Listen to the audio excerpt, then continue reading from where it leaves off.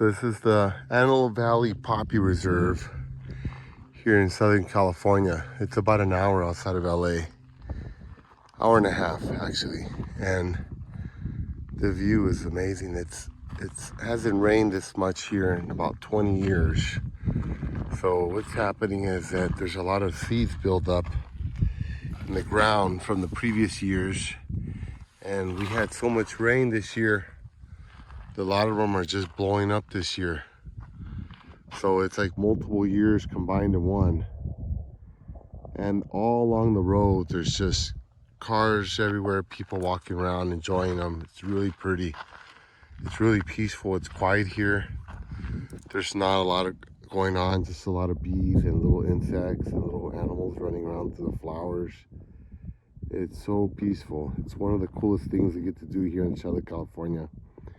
And it's once a year, and there's all these trails here, and there's people just cruising around here. And this is what they call the California Super Bloom. And this is our state flower, the California poppy.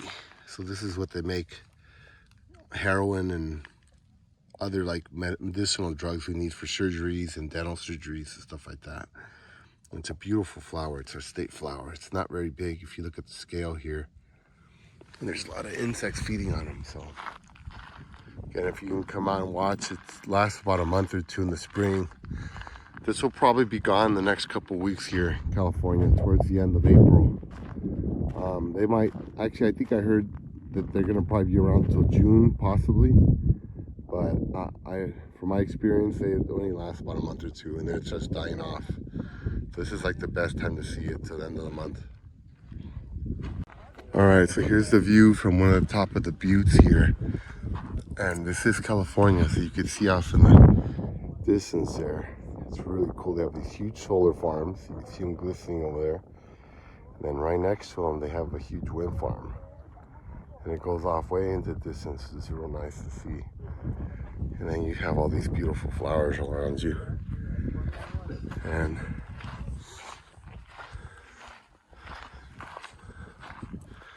the hills go way off into the distance. You can see all sorts of stuff going on.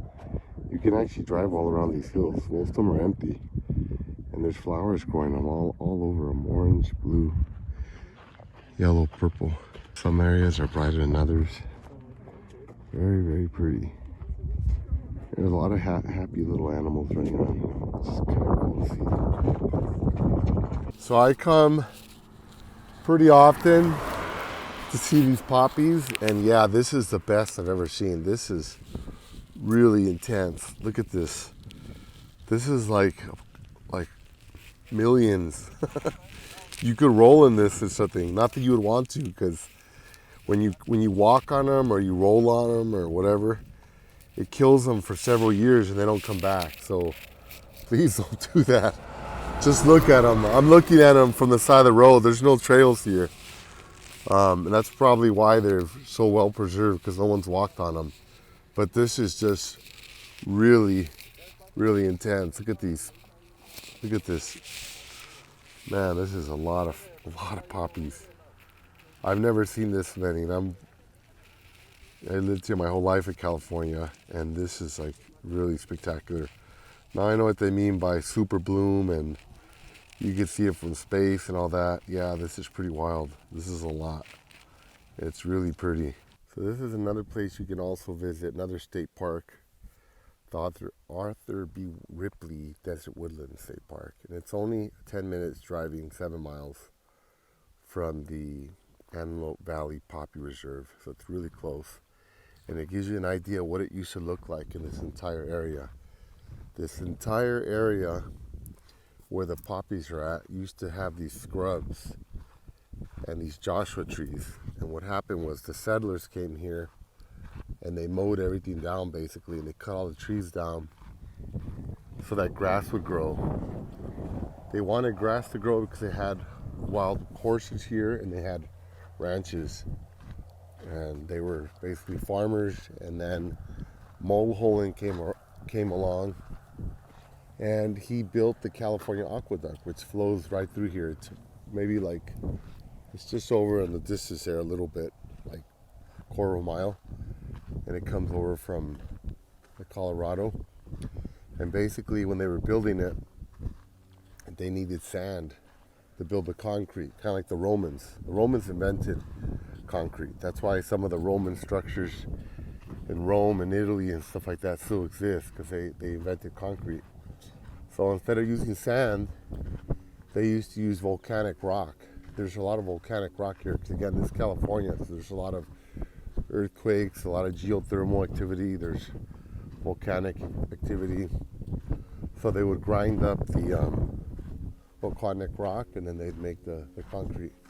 And this is a nice place because they preserved it, and it gives you an idea what it looks like. Because when you look off in the distance, it is really beautiful. The wildflowers and stuff, you can see it there. Look at the colors and everything. But it seems like everything's just flat, like grassland. And that's not exactly how this area used to look. It used to look like this until people came along and altered the environment, which is, typically what's happened around the world. And look at these beautiful flowers here, these bright colors. I love these guys. Oh my God, they're so pretty. They're full of bees. If you just want a cool place to chill out on your own and walk around, or you come sit here in the shade and write, this is definitely the place. It's super mellow here. Just drink some water and oh, look at this guy. He's a mason, just like me. All right, he's a brother, Arthur B. Ripley. Arthur B. Ripley was not only a farmer, but was also an entrepreneur, mason, and a shriner. So here's some more footage of the Ripley Park here. And there's like nobody here. It's cool. There's beautiful Joshua trees here. And it just looks really rustic. It looks like there hasn't been a lot of visitors here, which is nice. It's really well kept. It's not dirty. The habitat looks intact, and thank God we have a lot of water here in California, so there's a lot of real pretty cacti popping up all over, and bunches of really interesting looking flowers you see all over. Just a really wide variety of colors that you wouldn't really expect to see in this type of environment, because it's kind of dry. Purples, yellows, oranges, indigos, violets. Look at this thing. This is amazing. Look at the color on this. That is so pretty. Look at that.